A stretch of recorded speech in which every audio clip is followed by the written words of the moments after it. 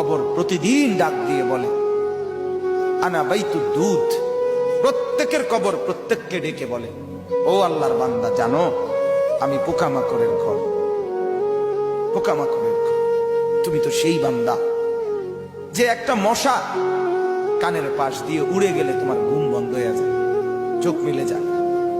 একটা মশার গুনগুন আওয়াজ সহ্য করতে পারো না।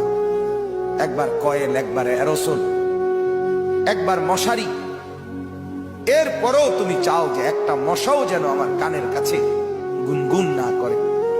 তো 5 ঘন্টার ঘুমের জন্য, 6 ঘন্টার ঘুমের জন্য বান্দা এই যত্ন নিলা, অনন্তকাল কিংবা বছরের পর বছর কবরের যে ঘুম দিবা, পড়ে থাকবা সেই ঘরে, পোকা মাকড়ের ঘর, সেই ঘরে তুমি ঘুমাইবা কেমনে, থাকবা?